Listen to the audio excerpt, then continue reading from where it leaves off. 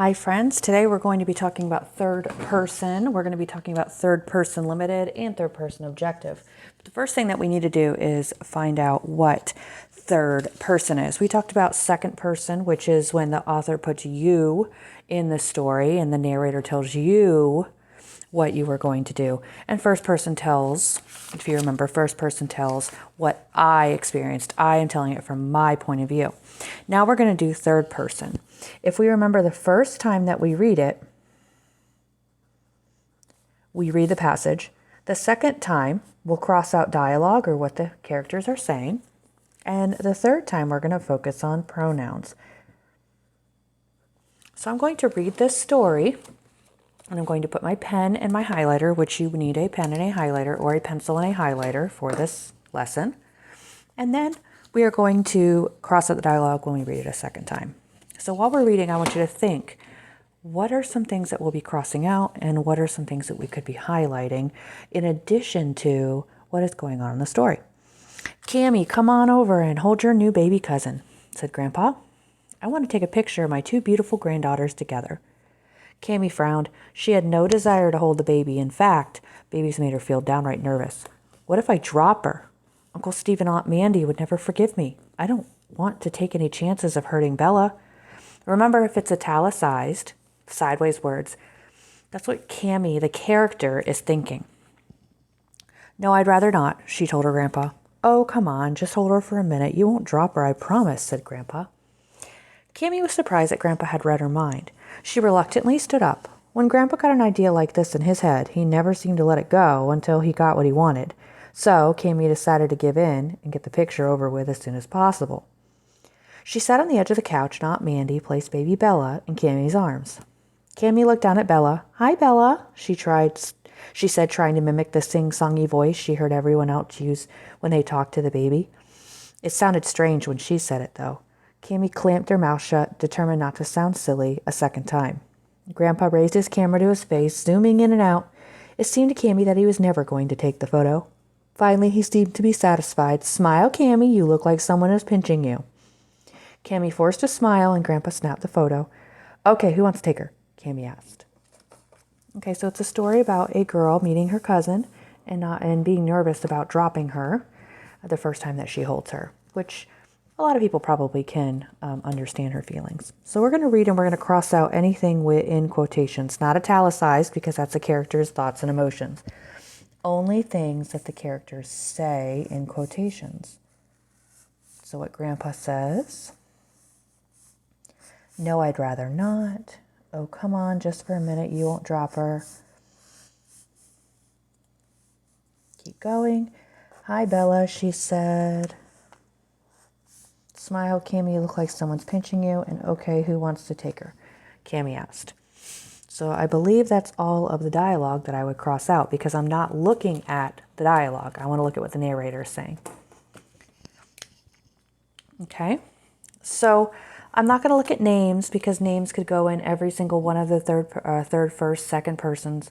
I'm just going to look at pronouns that fit in this list. So please take notes on these pronouns.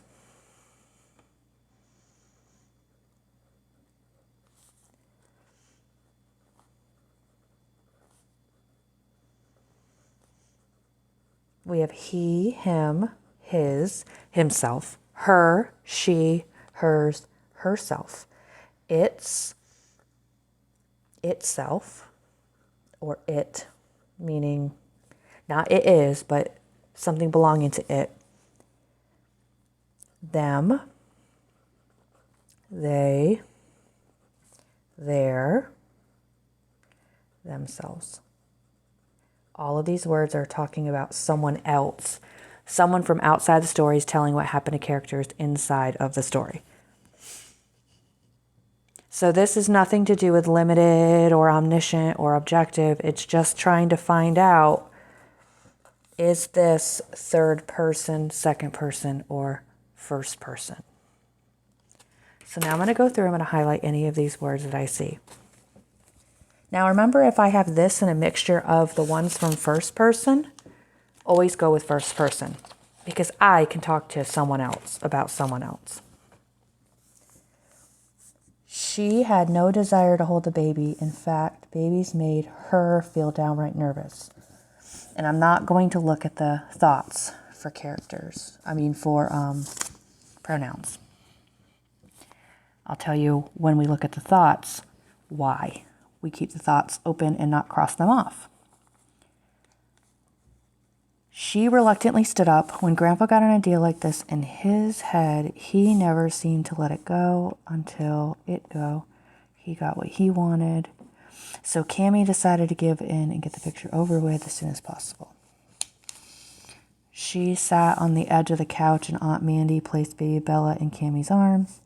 Cammie looked at Bella. She said, trying to mimic the sing-songy voice she heard everyone use when they talked to the baby. It sounded strange when she said it, though. Cammie clamped her mouth shut, determined not to sound silly a second time. Grandpa raised his camera to his face, zooming in and out. It seemed to Cammie that he was never going to take the photo. Finally, he seemed to be satisfied. Okay, so those are all the pronouns. So there's no I, me, us, we, you, your pronouns in what the narrator's saying. Remember, I'm not looking at the sideways words. The only time I look at the sideways words is if it is a third person.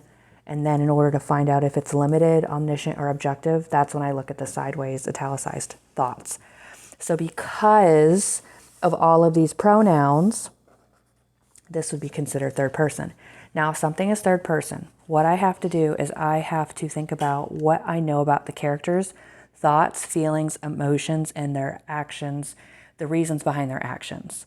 So if I know no information about any of the characters, it's just someone telling a story that they saw, they don't know why it happened, they don't know what happened before, they don't know the background knowledge, they don't know what the characters are feeling or thinking, that's objective.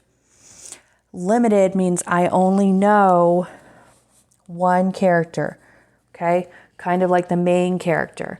I only know how one character feels, the background, the information, the thoughts of only one character. I am limited to only one character, okay?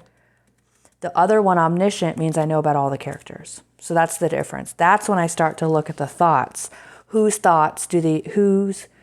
What character do these thoughts belong to? They belong to Cammie. That's why I don't want to cross it out, because I want to look at it. Okay, I don't do the pronouns in it, but I want to look at it. Okay, so that's Cammie's feelings. And I don't know how Grandpa's feeling. She can see that he's not gonna want to give up, but it really doesn't say for sure. She says Aunt Mandy reads her mind, but she's not really sure. So we only know about Cammie in this story, so that makes it third person limited. So I'm going to be keeping this out when I do the objective video, and we're going to go over how to determine if that it is objective. Same process, 1, 2, 3. We just have to look at the character's thoughts and feelings to find out if it is objective, limited, or omniscient. Okay? So these are our notes for third person limited.